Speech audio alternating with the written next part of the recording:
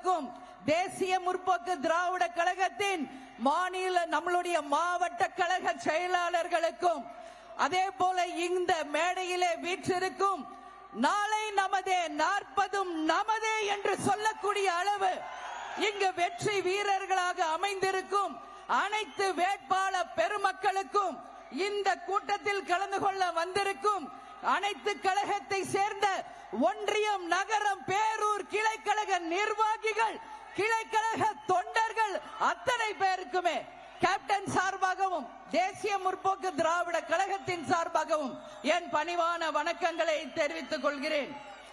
திருச்சி என்றாலே திருப்பு முனையை ஏற்படுத்தக்கூடிய ஒரு மாவட்டம்.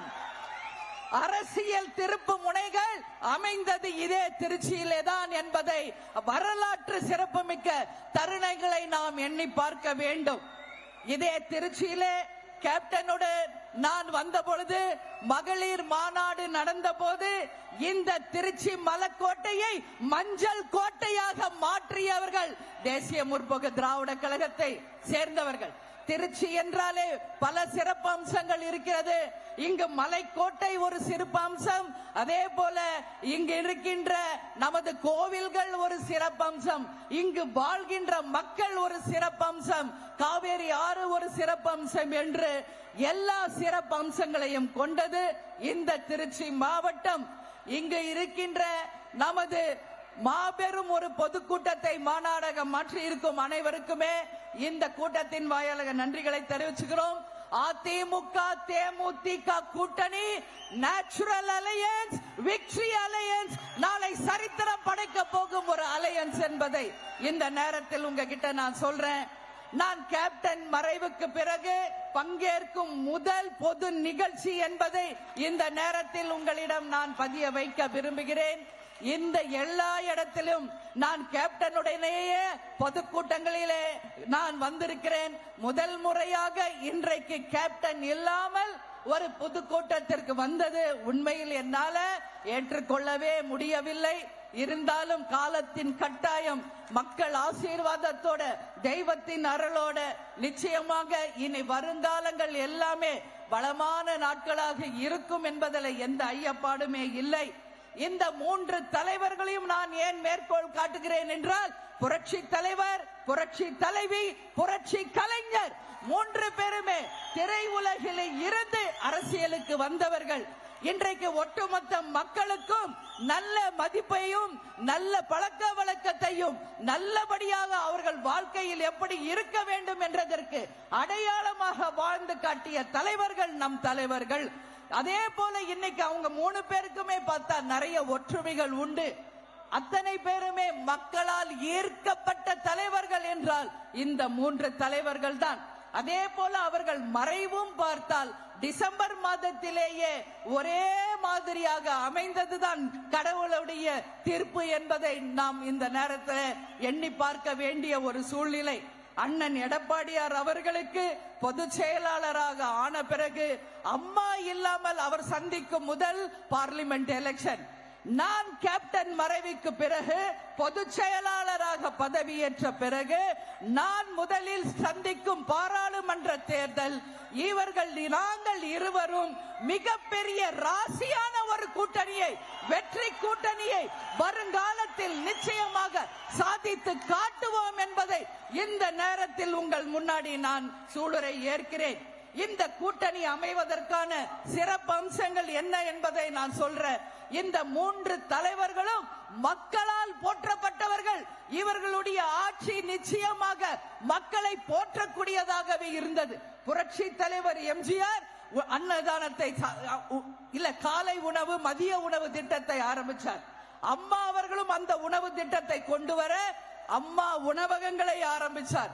கேப்டன் தான் வாழ்ந்த காலம் அத்தனையுமே மக்களுக்கு உணவு அளித்தே பெயர் பெற்றவர் என்பதை திரையுலகில் இருந்து அரசியலிலே வந்து இன்றைக்கு அவருடைய நினைவகத்திற்கு வரும் மக்களுக்கும் தினம்தோறும் அன்னதானம் வழங்கி வருவதில் இந்த 3 தலைவர்களும் வாழ்ந்த அத்தனை மக்களுக்கும் உணவளித்து வள்ளலாராகவே மக்களுக்காக வாழ்ந்து காட்டியவர்கள், சிறந்த உதாரணங்களாக மக்களுக்காக வாழ்ந்த தலைவர்கள் என்பதை இந்த நேரத்தில் நான் சொல்றேன். புரட்சி தலைவர், தலைவி, புரட்சி கலைஞர் மக்களுக்கு எந்த விதமான தீமையான செயல்களை சொல்லி தரல. ஆனா இன்றைக்கு மாற்று கட்சியில் இருப்பவர்கள் வெறும் ரவுடிசத்தையும் சட்டம் ஒழுங்கு சீர்கேட்டையும் ஏற்படுத்தி நாட்டுக்கே ஒரு தலைகுனிவாக ஒரு அடையாளமாக தான் வாழ்ந்துகிட்டு இருக்காங்க. ஆனா அதிமுகவும் தேமுதிகவும் மக்களுக்கு ஒரு சிறந்த அடையாளமான கட்சியாக, மக்களை நன்மதிப்புடைய நல் வழியில் நடத்தி செல்லும் தலைவர்களாக தான் நம் தலைவர்கள் வாழ்ந்திருக்காங்க. இந்த நேரத்தில் நான் ஒன்று நினைவு கூற விரும்புகிறேன். இந்த கூட்டம் 2021 அமைந்து ஒரு மாபெரும் ஒரு வெற்றி கூட்டணியாக அண்ணன் எடப்பாடியாருடைய ஆட்சி தொடர்ந்து இருக்க வேண்டியது சற்று காலதாமதமாக 2024 அமைந்திருக்கிறது. 21 அண்ணன் மீண்டும் முதலமைச்சராக இருந்திருந்தால் தமிழ்நாட்டில் ஒரு சரித்திரத்தை அதிமுக உருவாக்கி இருக்கும். பொதுவா நம்ம கிரிக்கெட்ல சொல்வோம் ஹேட்ரிக் வெற்றின்னு. அண்ணன் 2021 ஜெயிச்சிருந்தா அதிமுகவுக்கு ஒரு ஹேட்ரிக் விக்டரியாக இருந்திருக்கும். ஒன்னும் குறைச்சல் இல்ல. 2021 வர வேண்டிய வெற்றி 2021 நிச்சயமாக தேமுதிக அண்ட் அதிமுக கூட்டணியில ஒரு மாபெரும் வெற்றி கூட்டணி அமைந்து மீண்டும் அண்ணன் எடப்பாடியார் அவர்கள் முதல்வராகும் நாள் வெகு தொலைவில் இல்லை என்பதை இந்த நேரத்தில் உங்கள் அனைவருக்குமே நான் சொல்றேன். ஏன்னா 2011 இதே கூட்டணி தான் அமைஞ்சது. அதிமுக, தேமுதிக, அதே போல புதிய தமிழகம், SDPI இந்த மாதிரி ஒரு கூட்டணி அமைச்சு சரித்திர வெற்றியை நாம் அன்றைக்கு பெற்றோம். மீண்டும் அந்த ஹேட்ரிக் வெற்றி 2026 நிச்சயம் வரும் என்பதை உறுதியாக சொல்றேன். 2 நாள் வரைக்கும் கூட்டணியிலே இருக்கின்றோம் என்று நாடகம் நடத்தியவர்களை எல்லாம் தங்களுக்கு வேண்டியது கிடைத்தவுடனே துண்ட காணம் துணிய காணம் என்று கூடாரத்தையே கிளப்பி வேறொரு இடத்துக்கு போயிட்டாங்க. ஆனால் தேமுதிக அப்படி கிடையாது. ஒரு வார்த்தை சொன்னால் அந்த வார்த்தையில் உறுதியாக இருப்போம், இறுதியாக இருப்போம், நம்பிக்கையாக இருப்போம் என்பதை இந்த நேரத்தில் நான் சொல்றேன். ஏன்னா இது அண்ணன் எந்த மண்டலத்தை சேர்ந்தவர்? கொங்கு மண்டலத்தை சேர்ந்தவர். அவருடைய அமைச்சர்களும் கொங்கு மண்டலத்தை சேர்ந்தவர்கள். கொங்கு மண்டலத்துக்காரர்கள் மரியாதை மிக்கவர்கள், அன்பானவர்கள், அதே போல நம்பிக்கைக்கு பாத்திரமானவர்கள் என்பதை ஒவ்வொரு முறையும் அண்ணன் நிரூபித்து காட்டிக்கிட்டு இருக்காரு. ஏன்னா எத்தனையோ முதலமைச்சரை நாங்கள் பார்த்திருக்கிறோம். உண்மையில் இதை நான் இந்த கூட்டத்தில் சொல்லும் அண்ணன் எடப்பாடியார் அவர்கள் அன்போடும் பண்போடும் மரியாதையோடும் மிக கண்ணியமாக இருக்கின்ற ஒரு சிறந்த உதாரணம் என்பதை இந்த கூட்டத்திலே நான் பெருமையோடு அவர் பத்தி நான் சொல்றேன். அவர் கூட இருக்கின்றார்களே அமைச்சர் பெருமக்கள் அத்தனை பேரும் இந்த நாட்டுக்கு சிறந்த உதாரணங்களாக தான் புரட்சி தலைவர், புரட்சி தலைவி அண்ணன் எடப்பாடியார் அவர்கள் வழி நடத்தி கொண்டு இருக்கிறார்கள். அதனாலதான் சொல்றேன், கேப்டன் வளர்த்த கட்சியும் நியாயத்திற்கும் தர்மத்துக்கும் தான் நாங்கள் துணை நிற்போமே ஒழிய ரவுடிசத்திற்கோ கொலை கொள்ளைக்கோ நாங்கள் நிச்சயம் துணை நிற்க மாட்டோம். ஒரு வார்த்தை சொன்னால் சொன்னதுதான். துளசி கூட வாசம் மாறும், தவசி வார்த்தை மாறியதாக வரலாறு கிடையாது. அதனால அண்ணன் கிட்ட நம்ம வீட்டுக்கு வரும்போது உறுதி அளித்தோம், என்ன நடந்தாலும் இந்த கூட்டணியோடு நாங்கள் உறுதியாக இருப்போம், இறுதி வரை இருப்போம் என்று அண்ணனுக்கு நான் வாக்குறுதி கொடுத்தேன். அதே போல உறுதியாகவும் இறுதியாகவும் என்றைக்கும் இந்த கூட்டணி தொடரும். அதிமுக அலுவலகத்தில் நடந்த போதே நான் சொன்னேன், 2024 வரப்போகின்ற டிசம்பர் மாதம் உள்ளாட்சி தேர்தலிலும் சரி, 2026 வரும் சட்டமன்ற தேர்தலிலும் சரி, இந்த கூட்டணி தொடர்ந்து வெற்றி கூட்டணியாக, சரித்திரம் படைக்கக்கூடிய கூட்டணியாக நிச்சயமாக இருக்கும் என்பதை இந்த நேரத்தில் உங்கள் முன்னாடி நான் சொல்றேன். திமுக பாத்தீங்கன்னா தமிழகத்தின் உரிமைகளை நாங்கள் மீட்டெடுத்தோம் என்று சொல்கிறார்கள். என்ன உரிமைகளை அவர்கள் மீட்டெடுத்திருக்கிறார்கள் என்பதை மக்களாகிய உங்கள் முன்னாடி நான் ஒரு கேள்வி எழுப்புகிறேன்.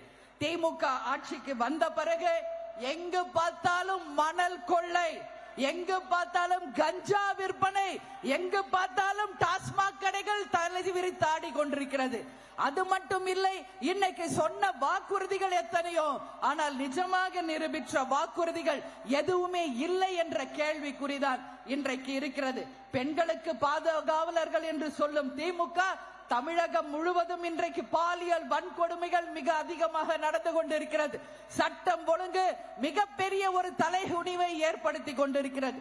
இன்றைக்கு திமுகவை சேர்ந்த அத்தனை பேருமே கஞ்சா கடத்தும் ரவுடிகளாக தான் இருக்கிறார்களே ஒழிய, அந்த கட்சி என்ன ஒரு நல்ல உதாரணத்தை மக்களுக்கு எடுத்து கூறியிருக்கிறது என்பதை மக்கள் முன்னாடி நான் கேள்வி கேட்கிறேன். எது கேட்டாலும் நாங்கள் நல்ல கட்சி, யோகியமான கட்சி என்று சொல்கிறாரே முதலமைச்சர் ஸ்டாலின் அவர்களே. நம்ம கிராம பக்கத்துல ஒரு பழமொழி உண்டு, யோகியன் வரான் சொம்பெடுத்து உள்ள வைங்கன்னு சொல்லுவார். அது மாதிரி தன்னை யோகியராக காட்டிக்கொள்ளும் முதலமைச்சர் ஸ்டாலின் அவர்கள் கஞ்சா கடத்தும் அத்தனை திமுக ரவுடிகளையும் இன்றைக்கு நீங்களே சட்டம் ஒழுங்கு சீர்கேட்டை செய்தவர்கள் என்று அவர்களை சிறையில் அடைக்க தயாரா என்ற கேள்வியை மக்கள் முன்னாடி, தமிழக மக்களின் கேள்வியாக இந்த நேரத்திலே நான் கேட்ட கடமைப்பட்டிருக்கிறேன். அதே போல மழை வெள்ள பாதிப்பு வந்தது. சென்னை, அது மட்டும் திருவள்ளூர், தூத்துக்குடி, திருநெல்வேலி என்று அத்தனை இடங்களிலும் மழை வெள்ள பாதிப்பு. இதே அண்ணன் எடப்பாடியார் ஆட்சியில தான் கொரோனாவும் வந்தது, மழை வெள்ளமும் வந்தது. எவ்வளவு அழகாக அவர் முதல்வராக முதல் தடவை பதவி ஏற்றாலும் சிறப்பாக ஆட்சி செய்து அந்த நிர்வாக சீர்கேட்டை தூக்கி நிறுத்தி அந்த இடைப்பட்ட காலத்தில் தன்னுடைய ஆட்சியை சிறப்பான ஆட்சியாக நிரூபித்து காட்டியவர் அண்ணன் எடப்பாடியார் அவர்கள். இதே வாய்ப்போய் சொல்லி வாழும் இந்த திமுக சென்னையில இருந்து பாருங்க, நாங்களே எல்லாம் பிளான் பண்ணிட்டு இருக்கோம். தயவு செஞ்சு சென்னையை விட்டுட்டு இந்த மாதிரி எங்கேயாவது கிராம பகுதிக்கு வந்துடலாமா அப்படின்னு நாங்களே சென்னையில இருக்கிறவங்க யோசிச்சுக்கிட்டு இருக்கோம். ஏன் சொல்றேன்னா, அத்தனை சாலைகளும் படுகுழியாக்கப்பட்டு எங்கு பார்த்தாலும் குப்பை கூளங்களாக சுத்தமாக சீர்கேடு கெட்டு தமிழகமே இன்னைக்கு ஒரு கேள்விக்குறியாக மாறி இருக்கின்ற ஒரு நிலைமை ஏற்பட்டிருக்கிறது. எதற்கெடுத்தாலும் மத்திய அரசை குறை சொல்லும் திமுக அரசே. உங்களுக்கு முன்னாடி ஆட்சி செய்த 10 ஆண்டு காலம் அதிமுகவை சிறிது எண்ணி பாருங்கள். கொரோனா காலம் வந்த போதும் சரி, மழை வெள்ள பாதிப்பு வந்த போதும் மத்திய அரசையே சார்ந்து வாழாமல் தமிழக மக்களுக்காக தமிழக நிதியில இருந்து சிறப்பானது ஒரு ஆட்சியை அவர் எப்படி ஏற்படுத்தி கொடுத்தார்? ஏன் அது உங்களால முடியல? எதுக்கெடுத்தாலும் மத்திய அரசை குறை கூறும் நீங்கள் அப்பொழுது எதற்காக இங்க முதல்வராக இருக்கிறீர்கள்? தயவு செஞ்சு உங்கள் பதவியை ராஜினாமா செய்து விட்டுட்டு மத்திய அரசை இன்னைக்கு பதவி ஏற்க சொல்ல வேண்டும் என்பதை இந்த நேரத்திலே நான் தெரிவிச்சுக்கிறேன். அதே மாதிரி இங்க பார்த்தோம்னா பலவேறு எல்லா பக்கமும் பாலியல் வன்கொடுமை நடந்துகிட்டு இருக்கு. மழை நீர் வடிகாலில் 90% சென்னையில் இருக்கின்ற சாலைகளை சீர்படுத்தி விட்டோம் என்று சொன்னாங்க. தயவு செஞ்சு சென்னைக்கு பாருங்க, இன்னும் 10% கூட ஒர்க் முடியல. இதுதான் உண்மை நிலைமை. இது போர் பொய் சொல்லியே வாழ்ந்தவர்கள் தான் திமுக என்பதற்கு ஒரு உதாரணம் தான் அது. இன்றைக்கு 1000 ரூபாய் பெண்களுக்கு தருகிறோம் என்று பொய் சொல்லி ஆட்சிக்கு வந்தவர் முதல்வர் அவர்கள். அப்ப எல்லா பெண்களுக்கும் சொன்னாரு, இப்ப என்ன சொல்றாரு? தகுதி வாய்ந்த பெண்களுக்கு மட்டும்னு சொல்றாரு. அப்ப பெண்கள் நிச்சயமாக நான் சொல்றேன், தகுதி வாய்ந்த பெண்கள் இல்லை நீ சொன்னா நீங்க தகுதி வாய்ந்த முதல்வர் இல்லை என்று பெண்கள் தீர்ப்பு அளிக்கின்ற நேரம் வெகு தொலைவில் இல்லை என்பதை இந்த நேரத்தில் நான் தெரிவித்துக் கொள்ள கடமைப்பட்டிருக்கேன். அதே போல இன்னைக்கு நாம பார்த்தோம்னா பெண்களுக்கு எதிர்க்கெடுத்தாலும் இன்னைக்கு பாருங்க, பார்லிமெண்ட் எலெக்ஷன் வருதுன்னே வாக்குறுதிகள், பெட்ரோல் டீசல் விலையை குறைப்போம், கேஸ் சிலிண்டர் விலையை குறைப்போம் என்று நிச்சயமாக செய்யவே முடியாத ஒரு வாக்குறுதியை முதல்வர் சொல்லிக்கிட்டு இருக்கார். முதல்வர் அவர்களே, இப்படிதான் பொய் சொல்லி ஆட்சிக்கு வந்தீங்க. வந்தவுடனே முதல் கையெழுத்து நீட்டை ஒழிப்பது என்று சொன்னீங்க. நீட் எக்ஸாம் தமிழ்நாட்டில இருந்து விலகிருச்சா? பெண்களுக்கு நகை கடன் தள்ளுபடி செய்வோம் என்றாரே, செய்தார்களா? அனைவருக்கும் வேலை வாய்ப்பை தருவோம் என்று சொன்னார்களே, செய்தார்களா? எல்லாருக்கும் சட்டம் ஒழுங்கு சீர் செய்வோம் என்று சொன்னாங்களே, செய்தார்களா? எந்ததையுமே செய்யாமல் பெண்களுக்கு 1000 கொடுப்பதிலும் ஊழல் செய்து இன்றைக்கு மக்களை ஏமாற்றாங்க. சரி, இதுக்கெல்லாம் வாக்குறுதி கொடுக்கிறீர்களே முதல்வர் அவர்களே, இன்னைக்கு பெண்களுக்கு நீங்க 1000 ரூபாய் கொடுத்தீங்கன்னா வருஷத்துக்கு 12,000 ரூபாய் தான் போகும். ஆனா 1 லட்சம் ரூபாய் நம்ம தாய்மார்களுக்கு போக வேண்டியதுல 88,000 உங்க கஜானாவுக்கு திருப்பிக்கிட்டு அதுல இருந்து 12,000 மக்களுக்கு கொடுப்பது போல நீலி கண்ணீர் வடிச்சு பெண்களை ஏமாற்றுகின்ற ஒரு அரசு இது என்பதை ஒரு பெண்ணாக நான் சொல்ல கடமைப்பட்டிருக்கிறேன். கேஸ் விலை, சிலிண்டர் விலை, பெட்ரோல் டீசல் குறைப்பேன்னு சொன்னீங்களே, இன்னைக்கு ஒரு பவுன் 60,000 ரூபாய் விற்கிறது. ஒட்டுமொத்த பெண்களினுடைய ஆசை ஒரு குறுகுமணி தாலியாவது தங்கத்துல போட்டுக்கணும்னு சொல்லிதான் அந்த தங்கத்தின் விலையை குறைப்பேன் என்ற வாக்குறுதியை ஒட்டுமொத்த பெண்களுக்கு நீங்கள் சொல்ல தயாரா? நிச்சயமா முடியாது. ஏன்னா இது central government scheme. Petrol, diesel, gas, gold எல்லாமே முடியவே முடியாது என்பதை பொய் சொல்லி வாக்குறுதியாய் உங்களுக்கு சொல்றாங்க. நீங்கள் அனைவரும் ஏமாந்தது போதும். இனியும் வருங்காலத்தில் நீங்கள் ஏமாறாமல் உங்கள் வாக்குகளை சரியான முறையிலே நீங்கள் பதிய வைக்க வேண்டும் என்பதை இந்த நேரத்திலே நான் சொல்றேன். மத்திய அரசு CAA என்கின்ற ஒரு திட்டத்தை அமல்படுத்த இன்னைக்கு பார்லிமெண்ட் பில் பாஸ் பண்ணியிருக்காங்க. இன்னைக்கு SDBI சகோதரர் இஸ்லாமியர்கள் இங்க இருக்கீங்க. உங்க அனைவருக்கும் நாங்கள் சொல்றோம், நிச்சயமாக இஸ்லாமியர்களுக்கு உற்ற பாதுகாவலர்களாக, உற்ற தோழர்களாக இந்த கூட்டணி இருக்குமே ஒழிய எந்த காலத்திற்கும் CAA என்கின்ற ஒரு திட்டம் தமிழகத்திலே அமுல்படுத்த முடியாத அளவு நிச்சயமாக உங்களுக்கு பாதுகாப்பை அளித்து நிச்சயமாக உறுதியேற்போம். அவர்கள் எந்தெந்த வகையில் அந்த CAA திட்டத்தை கொண்டு வருகிறார்கள் என்பதை வெள்ளை அறிக்கையாக வெளிப்படையாக மக்களுக்கு தெரிவிக்க வேண்டும். அப்பொழுதுதான் அது ஏற்றுக்கொள்ள முடியுமா இல்லை முடியாதா என்பதை இந்த கூட்டணி தீர்மானிக்கும் என்பதை இந்த நேரத்தில் உங்களுக்கு நான் சொல்றேன். தங்களை யோக்கியர் என்று சொல்லிக் கொள்ளும் திமுக இன்னைக்கு அவங்க அப்பா காலத்தில் இருந்தே விஞ்ஞான ஊழல் செய்வதில் திமுக கலைஞரை போல ஒரு கில்லாடி தமிழ்நாட்டில் யாருமே பார்க்க முடியாது. கலைஞர் அவர்கள் முதல்வராக இருந்த பொழுது சர்க்கரை பேர ஊழல் நடந்தது. அப்போ அந்த பேர ஊழலிலே அவரை இன்வெஸ்டிகேட் பண்ண அதிகாரிகள் கேட்டபோது இங்கிருந்த சர்க்கரை மூட்டைகள் எல்லாம் எங்கே என்று சொன்னு கேட்கும் போது நைட்டோட நைட்டா அந்த சர்க்கரை மூட்டையெல்லாம் அழுத்திட்டு எல்லா சர்க்கரையும் எறும்பு தின்னுருச்சுன்னு சொன்னார். அப்ப இங்க இருக்கிற கோணி மூட்டையாவது இருக்குமே, அந்த கோணி மூட்டைல எங்க போச்சுன்னா அதெல்லாம் கரையான் அரைச்சிருச்சுன்னு ஒரு விஞ்ஞான பொய்யை சொல்லி ஒரு விஞ்ஞான ஊழலை நடத்தியவர் உங்க அப்பா.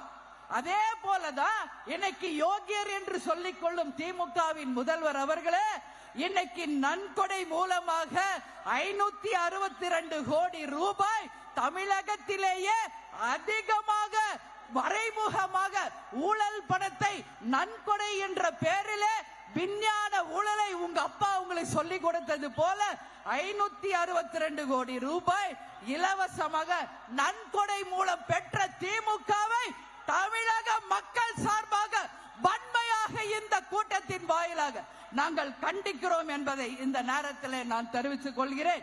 மார்ட்டின் அவர்கள் 562 கோடி ரூபாய் ஒரே கட்சிக்கு கொடுத்திருக்கார். கேட்டா நன்கொடைன்னு சொல்றாங்க. இது ஒரு மறைமுக ஊழல், இது ஒரு விஞ்ஞான ரீதியான ஊழல். நீதி அரசர்களுக்கு இந்த கூட்டத்தின் வாயிலாக நாம் அனைவரும் சேர்ந்து ஒரு ராயல் சல்யூட் அடிப்போம் என்பதை இந்த நேரத்தில் சொல்றேன். ஏன் இதை சொல்றேன்னா, பேங்க் அதிகாரிகளுக்கு ஒரே நாள்ல தேர்தல் ஆணையத்திடம் அந்த மொத்தத்தையும் நீங்கள் சப்மிட் பண்ணணும்னு சொன்னாங்க. அதே போல இன்னைக்கு யாரெல்லாம் நன்கொடை கொடுத்தார்களோ அந்த பட்டியலை தேர்தல் ஆணையத்திடம் வழங்கிய போது மக்களுக்கு பேரதிர்ச்சி. இந்தியாவிலேயே அதிக நன்கொடை பெற்றது பிஜேபி, தமிழ்நாட்டிலேயே அதிக நன்கொடை பெற்றது திமுக என்பதை இந்த நேரத்தில் தலை குனிந்து வெட்கப்பட்டு இந்த பதிவை உங்க முன்னாடி நான் பதிய வைக்கிறேன். கேப்டன் அவர்கள் எப்பவுமே சொல்வாரு, இந்த காங்கிரசுக்கும் திமுகவுக்கும் மக்கள் பாடம் புகட்டியே ஆக வேண்டும் என்பதை கேப்டன் அவர்கள் எப்பொழுதுமே சொல்வார்.